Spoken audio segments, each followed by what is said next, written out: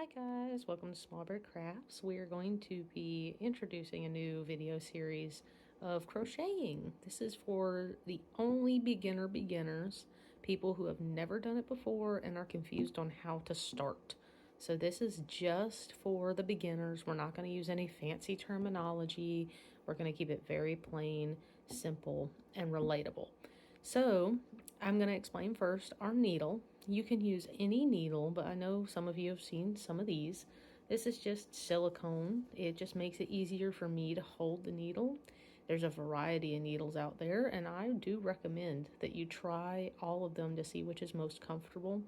Now, the yarn we're using today actually says that we're supposed to be using a 5.5 millimeter needle on the crochet side of things as well.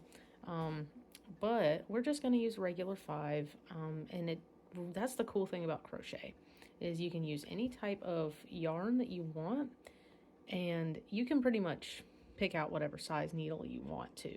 It just depends on how comfortable you will be with the stitch. So no, there's no exact matching needle. You can match the needle to the yarn if you want to help you start out. You absolutely can. But if you just have a medium-sized, is what I consider this to be, a crochet needle laying around, that's cool. How about we do a washcloth instead for you guys? It's not daunting. When you start crocheting, it is daunting. So in this series, we're going to do a washcloth instead. So you guys see that I have my yarn. There's the end of it, right? And we're just going to make 2 starts of shoelaces, like you're tying your shoe. We are going to make 2 granny knots. So all that is you're crossing them under and over, and then you're putting your hole through the front of your loop there and tightening it down, and you're going to do the exact same thing again. Cross them over, take your string to the back, and pull again. 2 shoelace knots. That wasn't so hard, was it? And if you need to go back and watch anything in this series, go back and watch it however many times you need. There is no amount of how many times you can go back and watch it. So we're going to be doing our very first most important thing of crocheting, and that is your chain. Every crochet project near about starts with a chain, okay? So this will be the most important thing you need to learn. And I know you've seen people do a magic circle or stuff like that to get this started. For the sake of simplicity, you just knot it like this for your first time, okay? It'll keep things simple, it's not daunting, and you've already got your hook on the yarn. So what we're going to do, how I do it, and this is, everybody's going to hold your yarn differently. Don't worry about how you hold your yarn in the beginning. You don't have to hold it exactly between your fingers like this or exactly up here, or you just want to try and hold your crochet hook like a pencil, however you write, okay? What we're going to do is, you have them like this, we're going to take it around the back and hook it with your hook, turn that hook, right? And then you're going to pull your hook through with your yarn attached. And yeah, it might give you a little bit of trouble like that in the beginning. Just put your hook right back through that loop you made. And for your chain, you want it to have a little bit of space. See how that hook's not really tightened down? This is what it looks like if you've got it cinched all the way down on your hook.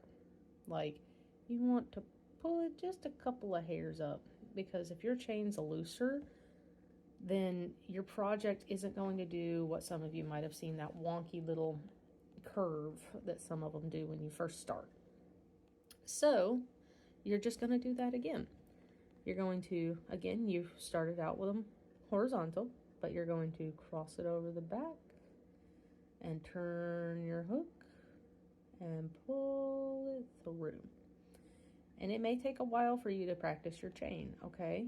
It may take a while, but if you do your chain and you get it down, you will have your first beginning steps. And we're going a little faster, but for any of those who need it one more time, we're going to have them horizontal. We're going to go around the back, over, spin your hook, and through. And that is just how I do it. Like I said, crochet is very versatile. You're going to hold it and move it a different way, but you should be coming out with this braid structure right here every time. Okay, and this will be your beginning braid for starting our washcloth. If you want to go ahead and do a couple more,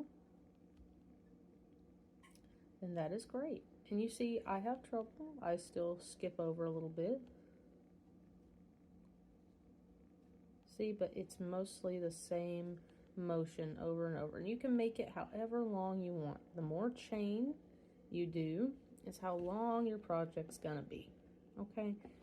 And for a washcloth, and don't worry about counting your chains the first time.